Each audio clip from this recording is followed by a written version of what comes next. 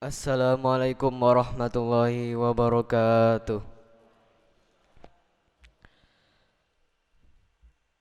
Innal hamdalillah nahmaduhu wa nasta'inu wa astaghfiruh wa na'udzu billahi min sururi anfusina wa min sayyiati a'malina. May yahdihillahu fala mudhillalah wa may yudlil fala hadiyalah.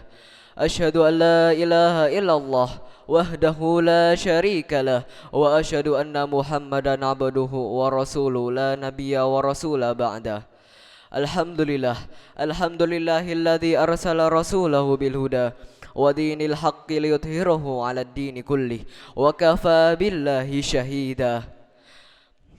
Alhamdulillahilladzi an'ama 'alaina bi ni'matil iman wal islam alladzi anzala sakinata fi qulubil mu'minin liyazdadu imanan ma'a imanihim.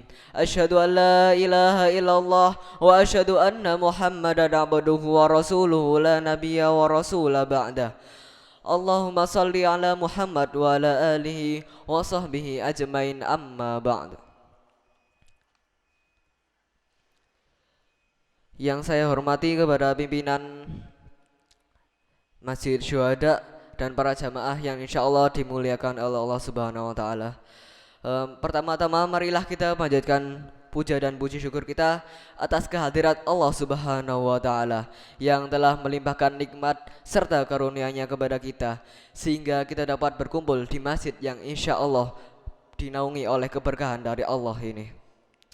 Dan tak lupa salawat serta salam semoga tetap tercurahkan kepada sang junjungan kita, kepada yang telah membimbing kita dan mengeluarkan kita dari zaman yang gelap gulita menuju era Islam yang penuh cahaya ini.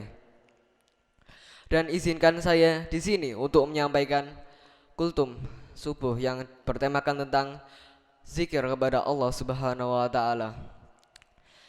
Qala Allah Ta'ala fi kitabihil karim, a'udzu billahi minasyaitonir rahim. Qul ya ibadiyalladzina asrafu ala anfusihim wa la taqnatu min rahmatillah innallaha yaghfirud dzunuba jami'a innahu huwal ghafurur rahim. Al-ayah sadaqallahul azim. Al-ayah fi surat Az-Zumar. Di sini Allah menerangkan, "Qul ya ibadiyalladzina asrafu ala anfusihim." Katakanlah dan sampaikanlah kepada para hamba-hambaku yang tersesat, yang telah mendolimi dirinya sendiri. Wala taqnatu mir rahmatillah, untuk tidak berputus asa dari rahmat Allah. Wala taqnatu mir rahmatillah innallaha yaghfirud dzunuba jami'a. Innallah, sesungguhnya Allah, yaghfirud dzunuba jami'a, mengampuni kesalahan, perbuatan dosa kalian semuanya. Jadi di ayat ini Allah menerangkan bahwa Allah menyampaikan kepada hamba-hambanya yang beriman namun hatinya tersesat dari jalan kebenaran untuk selalu tidak berputus asa dari rahmat Allah, tidak berputus asa dari ampunan Allah. Karena sesungguhnya Allah menegaskan innallaha yaghfirud dzunuba jami'ah, karena sesungguhnya Allah Maha mengampuni dosa kalian semua wahai manusia yang beriman kepada Allah. Innahu huwal ghafurur rahim, karena sesungguhnya Dialah yang Maha Pengampun lagi Maha Penyayang. Quran surat Az-Zumar ayat 53. Dan di sini saya akan membawakan sebuah kisah yang dimana terdapat dua tokoh, yakni seorang khalifah dan iblis. Jadi pada ketika itu seorang khalifah, atau istilahnya jika di zaman sekarang adalah seorang pemimpin suatu daerah. Nah, beliau memimpin di kisaran tahun pada periode zaman Utsmaniyah. Beliau memimpin sekitar beberapa tahun. Nah, ketika beliau telah menyelesaikan urusan daerahnya pada hari tersebut, hingga siang hari beliau merasa lelah, hingga akhirnya beliau tertidur pulas di atas ranjang di dalam kamarnya.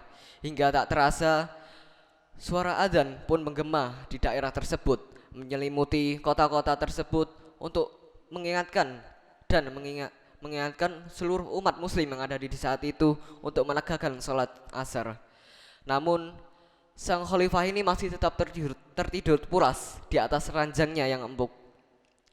Dia tidak sadar kalau azan sudah berkumandang dan azan pun hampir selesai. Namun khalifah juga tak kunjung bangun. Hingga akhirnya iblis langsung turun dari langit dan langsung membangunkan sang khalifah tersebut yang meninggalkan sholat. Iblis itu berkata kepada sang khalifah yang masih tertidur, "Wahai khalifah, bangunlah, sudah waktunya engkau melaksanakan sholat asar, karena azan sudah berkumandang di daerahmu. Maka tegakkanlah sholat dan jadilah kamu pemimpin yang memberi manfaat dan memberi contoh kepada yang lain." Namun sang khalifah masih tetap tertidur pulas, seperti tidak ada satupun yang mengganggu tidurnya. Hingga kemudian iblis ini bingung bagaimana cara untuk membangunkannya. Hingga akhirnya dengan penuh usaha, akhirnya sang khalifah pun bangun dari tidurnya. Sang khalifah pun terkejut karena yang membangunkannya bukanlah manusia, bukanlah istrinya, bukanlah anaknya. Namun yang membangunkannya adalah iblis yang selalu mengkhianati Allah dan Rasulnya. Tatkala tahu bahwa ia adalah iblis yang membangunkannya, ia langsung kaget. Lalu dia refleks melempar bantalnya kepada iblis tersebut. Lalu sang khalifah ini bertanya, "Apa yang ingin kamu lakukan di dalam kamarku? Aku tidak ingin tersesat karena kata-katamu. Lalu apa inginmu hingga mau membangunkanmu?" Lalu dengan sebuah refleks yang kaget dari seorang khalifah, iblis pun menjawab begini, "Wahai khalifah, azan sudah hampir selesai dan kamu harus segera mengambil air wudhu dan menegakkan sholat dan menjadi imam untuk orang-orang yang ada di daerahmu." Lalu si khalifah ini kaget, "Loh, bukannya kamu iblis yang selalu menyesatkan manusia? Apalagi sekarang rencanamu? Kenapa kamu malah membangunkanku untuk sholat? Padahal jelas-jelas itu adalah perintah Allah. Lalu kenapa engkau yang memerintahku? Apakah ada maksud lain dari dirimu? Aku tidak percaya bahwa engkau ingin membangunkanku untuk menegakkan sholat." Lalu si iblis pun bersikeras, "Benar, wahai khalifah, aku hanya ingin membangunkanmu untuk menegakkan sholat, karena azan sudah hampir selesai dan orang-orang sudah menunggumu untuk menjadi imam di masjid." Lalu sang khalifah tetap ngeyel kepada iblis tersebut, "Ah, mosok sih? Bukannya kamu yang selalu menyesatkan manusia? Tapi kenapa kali ini kamu yang malah membangunkanku untuk sholat? Pasti kamu memiliki alasan lain kenapa kamu membangunkan saya. Saya tidak akan begitu mudah percaya dengan kalimatmu." Lalu iblis pun berkata, "Wahai khalifah, sungguh 700 tahun lebih aku mengabdi kepada Tuhanku. Aku menyembah kepada Tuhanku dan aku bertawakal kepada Tuhanku. Dan aku tidak mengharapkan satu pun darinya kecuali aku melakukan semua ibadah tersebut hanya karena Allah, dan aku tidak pernah mengharapkan surga darinya. Namun ketika Adam telah diciptakan dengan bentuk yang lebih baik daripada aku, saya hanya merasa iri saja. Namun Allah sudah mengeluarkan saya dari surga. Walaupun begitu, saya tidak pernah membenci Tuhanku. Saya masih ingin kembali kepadanya. Maka dari itu saya mencoba membangunkanmu untuk menjadikan pribadiku menjadi pribadi yang lebih baik, karena saya ingin kembali kepada jalan yang benar seperti sedia kala." Namun sang khalifah tidak semudah itu percaya kepada kalimat sang iblis. Sang khalifah pun masih tetap bertanya, "Saya tidak akan pernah percaya dengan kalimatmu, wahai iblis. Kamu pasti punya alasan lain kenapa kamu membangunkan saya untuk sholat asar. Kata-katamu itu seperti seorang pemburu yang sedang memburu buruannya dengan kata-kata yang manis untuk membunuh sasarannya dengan tragis." Akhirnya terjadi perdebatan panas antara khalifah dan juga iblis. Sang iblis berseteru bahwa ia hanya ingin membangunkan khalifah untuk melaksanakan sholat asar. Namun sang khalifah tetap masih tidak percaya. Ia yakin bahwa iblis masih punya alasan lain. Hingga akhirnya khalifah terus-terusan mendesak iblis agar ia jujur kepadanya apa yang ia maksudkan. Hingga akhirnya ketika qomat sudah berkumandang, akhirnya iblis pun berkata, Baiklah wahai khalifah, aku akan jelaskan kepadamu mengapa aku membangunkanmu untuk melaksanakan sholat. Padahal aku ini jelas-jelas menyekutukan Allah Subhanahu wa taala. Wahai khalifah, aku tahu bahwa Allah pernah berkata kepada para hamba-hambanya malaikat. Allah berfirman, apabila seorang hamba yang telah meninggalkan sholatnya, dan aku tahu bahwa kamu akan jika kamu aku biarkan tertidur pulas hingga waktu maghrib, maka kelak kamu nanti wahai khalifah, engkau akan bangun lalu menyesali perbuatanmu di saat maghrib tersebut. Kamu menyesal, begitu penyesalan itu, dengan begitu sesalnya kamu karena kamu meninggalkan sholat asar. Kamu begitu menyesal kepada Allah hingga penyesalan itu membuat kamu berzikir kepada Allah. Dan zikirmu yang penuh penyesalan itu membukakan pintu rahmat dan ribuan ampunan Allah untukmu. Dan pahala orang yang berzikir dengan penuh penyesalan kepada Allah, aku tahu wahai khalifah, pahalanya 200 kali lebih besar daripada pahala sholat asar. Mendengar jawaban itu, sang khalifah pun terkejut karena dia begitu kecewa bangun gara-gara dibangunkan oleh iblis. Seharusnya dia tetap tertidur pulas hingga waktu maghrib, hingga akhirnya dia bisa mendapatkan pahala 200.000 lebih besar daripada sholat.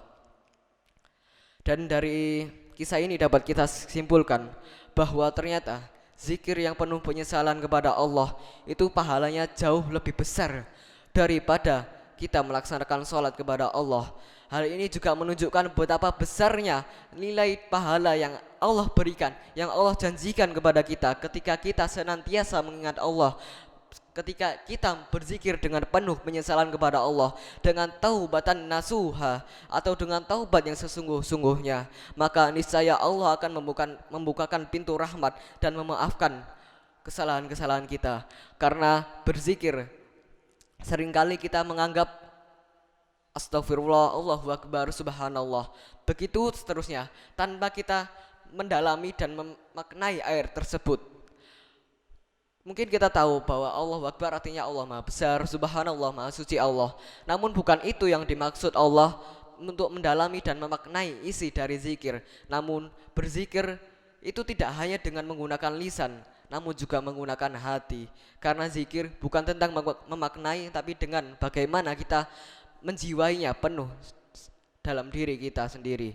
Jadi bukan berarti kita harus meninggalkan sholat untuk berzikir, bukan, tapi menjadi pengingat kepada kita bahwa zikir dengan penuh penyesalan dan disertai ketakutan kepada Allah itu pahalanya jauh lebih besar.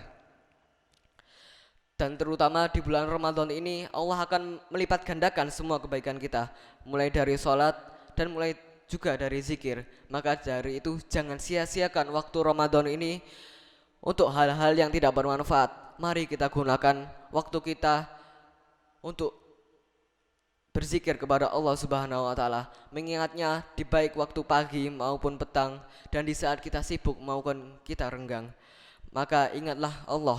Ya ayyuhalladzina amanu dzkurullaha katsiran wasabbuhu bukratan wa asila. Surat Al-Ahzab ayat 41 hingga ayat 42. Ya ayyuhalladzina amanu dzkurullaha katsiran. Ya ayyuhalladzina amanu, wahai orang-orang yang beriman, ingatlah kepada Allah dengan mengingatnya sebanyak-banyaknya. Wasabbuhu, dan bertasbihlah dan ingatlah namanya dalam bukratan wa asila, di saat pagi dan saat petang. Maka kesimpulan yang kita bisa ambil adalah untuk senantiasa berzikir kepada Allah dengan berzikir yang sepenuh hati, tidak hanya diucapkan dalam lisan namun juga dengan hati. Karena dengan itu Allah bisa jadi membukakan ribuan pintu rahmat, pintu ampunan kepada kita, karena kita telah memohon kepada Allah, berzikir kepada Allah dengan takut kepadanya dan menyesali perbuatan kita yang sebelumnya.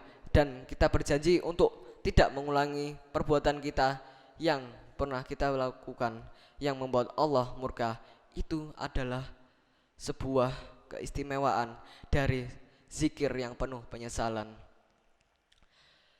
Maka dapat kita ambil hikmah Sekali lagi bahwa zikir itu bukan tentang bagaimana kita menyampaikannya dalam lisan, namun berzikir adalah bagaimana kita mendalami dan menjiwai sepenuh hati kita, karena Allah Maha mengetahui apa yang kita lakukan. Karena Allah mengetahui apa niat kita. Wallahu alimum bidati sudur, dan Allah Maha mengetahui apa isi hati. Ma'asyiral muslimin, mungkin cukup sekian yang dapat saya sampaikan. Kurang dan lebihnya mohon maaf. Apabila ada salahnya itu dari saya sendiri, dan apabila ada benarnya itu merupakan nikmat dari Allah Subhanahu wa taala. Dan lebihnya mohon maaf. Wabillahi taufiq wal hidayah war ridha wal inayah wal afwanu minkum, syukran ala ikhtimamikum. Summa assalamu alaikum warahmatullahi wabarakatuh.